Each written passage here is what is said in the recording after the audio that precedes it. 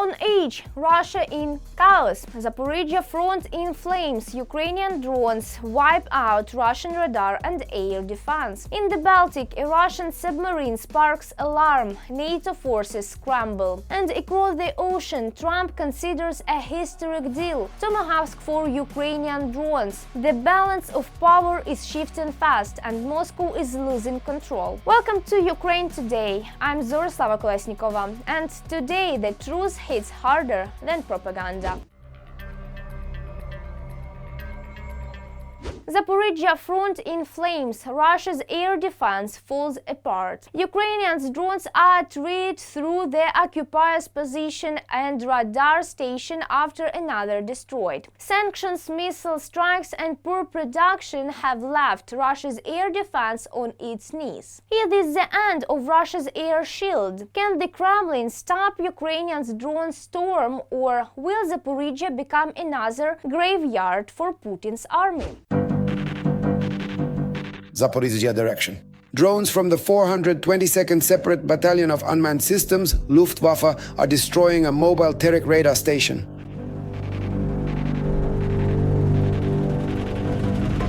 This is not an isolated incident. In this direction, Ukrainian drones are destroying a huge amount of the aggressor's equipment. The partisan resistance group Atesh reports that the Russian army is having major problems with air defense systems there.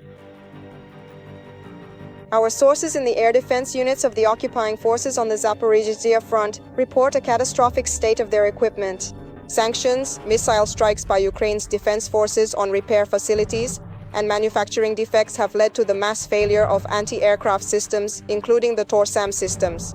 Due to a severe shortage of operational systems, the occupiers are forced to use tractors to tow the launchers into position. This practice makes the equipment extremely vulnerable and turns these expensive systems into easy targets. Atesh. The Russian army does not count its losses, as it is trying to get closer to Zaporizhzhia in order to strike the city and the logistics hub. And the city, with a population of over 500,000, is only a few dozen kilometers away. The situation will get worse. We have already seen bomb strikes on the city, and Russia is trying to get close enough to launch attacks with drones as well. Currently, the distance from Russian-controlled territory to Zaporizhzhia is about 35 kilometers. And every 5 kilometers will worsen the situation for the local population and for army logistics. Michael Koman, military analyst. To hold back the enemy and inflict unacceptable losses on them, Ukraine now needs military aid more than ever. Already this week, Finland will deliver a new package of military aid. Lithuania, Estonia and the Netherlands will also provide funds for the purchase of additional weapons for Ukraine. And this is far from a complete list. All of this is within the framework of the Pearl program. This is the purchase of American weapons with funds from NATO partners. On October 15th, Pentagon Chief Pete Hegseth arrived in Brussels and demanded more weapons for Ukraine. At the meeting of NATO defense ministers and the session of the Ukraine Defense Contact Group, Ramstein, he called on allies to allocate more funds for the purchase of American weapons. He emphasized that the Pearl Initiative is aimed at bringing peace to this conflict. You achieve peace when you are strong, not when you use strong words or wag your finger in threat. You achieve this when you have strong and real capabilities that are respected by your adversaries. I believe that is exactly what NATO is doing. I believe that is exactly what the Pearl Initiative is about, which is why today we expect more countries to donate even more, to acquire even more, in order to equip Ukraine for a peaceful resolution of this conflict. Pete Hegseth, head of the Pentagon. As winter approaches, the Russians have returned to the tactic of mechanized assaults, especially in the Donetsk direction. This video shows drone operators from the 93rd Mechanized Brigade destroying the occupiers' armored vehicles. However, due to worsening weather conditions in the Donetsk region, the use of strike drones is becoming more difficult. The Russians are trying to take advantage of this, for example, to capture Vladimirovka and Sofiivka. These are small villages in the Donbass. During the offensive, they used 6 tanks, nearly 40 armored fighting vehicles, and 40 pieces of motorized equipment. Russian troops tried to break through the defense forces' lines, sending in equipment and infantry wave after wave.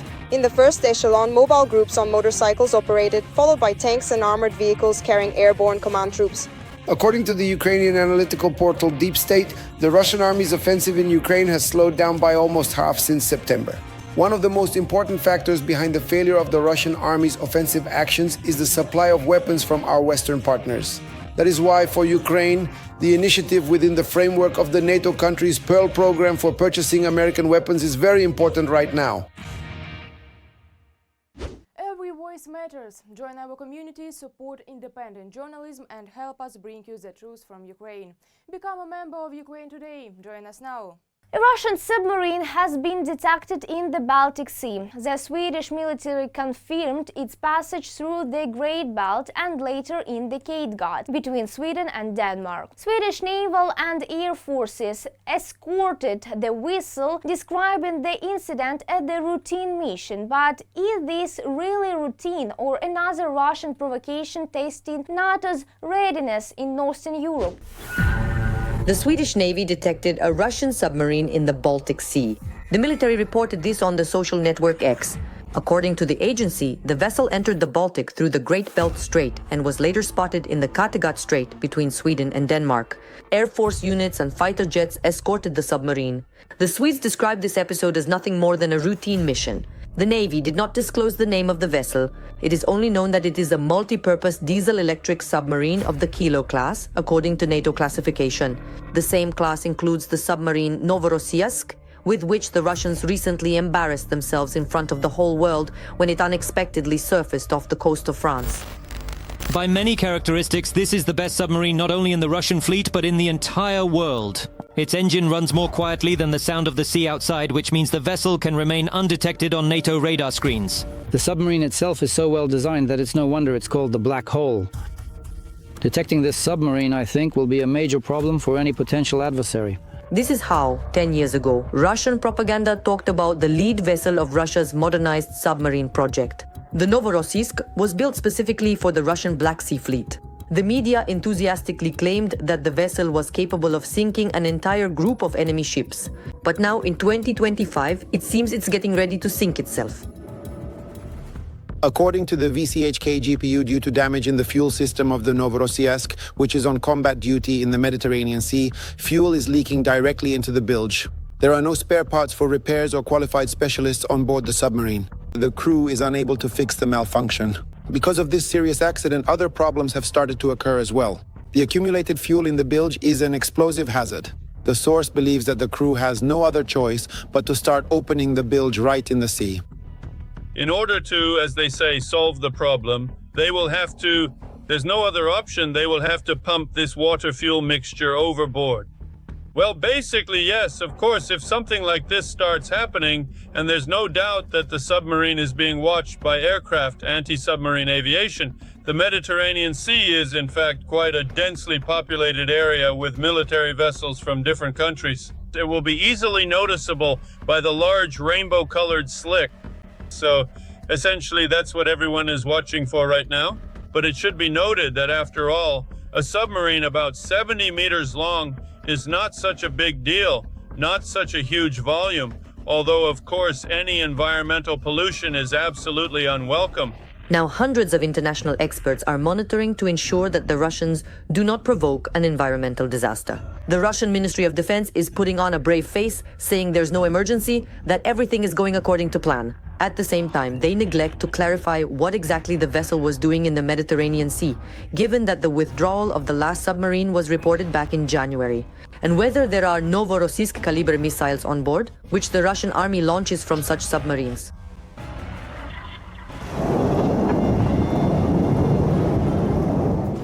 And most importantly, what the command isn't mentioning at all, is there any danger to the crew's lives?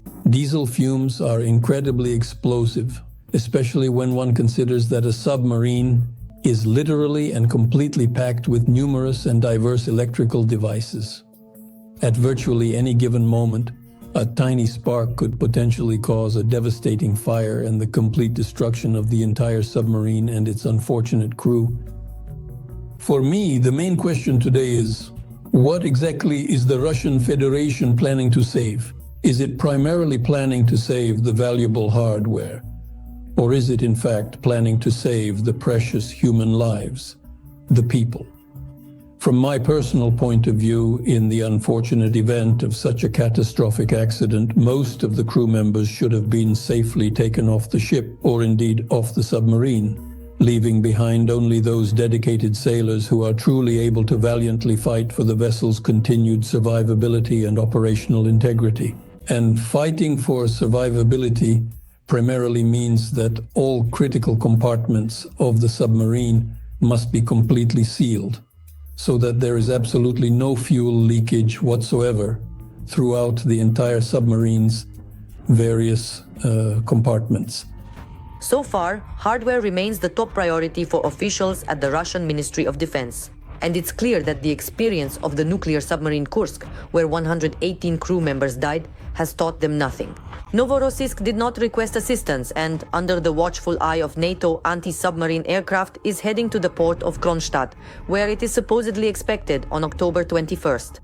According to sources from a public channel close to law enforcement, there have been 10 incidents on the submarine during its watch. If Novorossiysk makes it to the base, the crew will be lucky and will be replaced by another. Whether the Russians will be able to revive the submarine is a big question. Tomahawks for drones. Trump considers historic arms swap with Ukraine. A potential game-changer, Washington may provide Kyiv with long-range Tomahawk missile in exchange for Ukrainian combat drones. Could this bold deal redefine the balance of power and finally give Ukraine the tools to strike deep into Russian territory?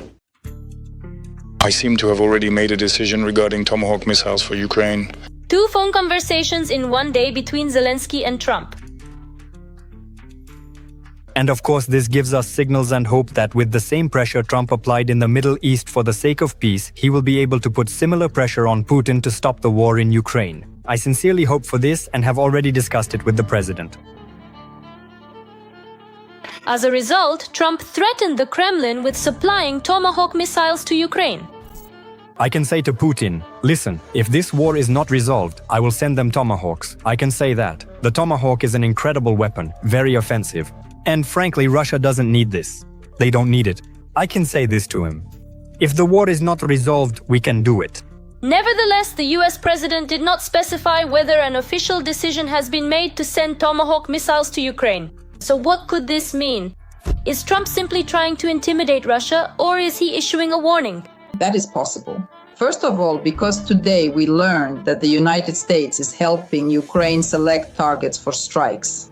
This means that it's not just verbal pressure on Putin to end the peace talks, but actual actions are being taken. Therefore, I do not rule out at all that Trump could actually deliver Tomahawks. That's the kind of person he is. He really could do it. Trump is probably waiting for the Kremlin to finally decide to make some concessions.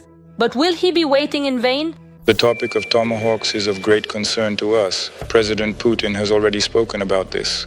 This weapon is special. It can be either non-nuclear or nuclear. It has a long range. It's a serious weapon, but at the same time, it can't change the situation on the front lines. And while the topic of Tomahawks is causing some anxiety in the Kremlin, Lukashenko has already sorted everything out. Well, of course, those missiles aren't going to be flying toward his country. I think we need to calm down about this. I've already said before, maybe even to you, that our friend Donald has a certain tactic when it comes to dealing with the most pressing issues. Wow, he's even cozying up to Trump, calling him a friend. So who is closer to the potato magnate? Is it still Putin, or is it now his friend Donald? Lukashenko wants to reclaim that position for himself. You know, like, I can do this, I can even host negotiations, and I can talk to anyone, to this one and that one. Basically, he's trying to show off that he's the top negotiator, that he can bring everyone together. I think that's what this is all about. But the question remains, will the Kremlin's rhetoric change after Trump's statements? The Russian side continues to say that they are ready for a peaceful settlement. And we also hear that Trump keeps talking about the need to sit down at the negotiating table. And from this, we conclude that he still maintains the political will. But the Europeans, the Kyiv regime, are showing a complete unwillingness to do anything in this direction. It couldn't have been any other way. Of course, the Kremlin will blame everyone around except itself. One precise strike on Novo Ogaryovo and everything will change. World politics will change. That's why I, like all of Ukraine, can't wait for those very Tomahawks. And the Kremlin's main character, Medvedev, is even threatening Trump, stating that the transfer of missiles could end badly for everyone, including the President of the United States. Putin's main task, the one he assigns to Medvedev, is precisely to threaten everyone and keep watch, so that if anything happens, he can say, well, he's just my deputy. Well, yes, he says. What did you expect? So Medvedev is simply carrying out the tasks assigned to him by Putin, not by anyone else. So, yes, we need to understand that when he says this, it matches the message of what Peskov is saying. Nevertheless, the Russian media hesitated. It seems they're worried. Well, of course, unlike Putin, they have nowhere to hide. They're not even trying to hide it, moreover. They've already counted the number of targets. They're already marking on the map the sites that could be hit by those very Tomahawks. Take a look. Russian military infrastructure targets within the range of Tomahawk cruise missiles in the Russian Federation. Putin will take care of everything. And what have you forgotten? You have air defense systems with no equal. Our response is to strengthen the air defense system of the Russian Federation. Also, besides the Tomahawks, Trump stated that he has actually ended the war in Gaza, which is confirmed by his presence in the Israeli parliament.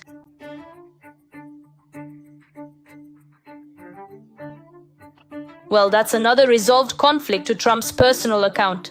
Maybe next year he'll get lucky with the Nobel Prize.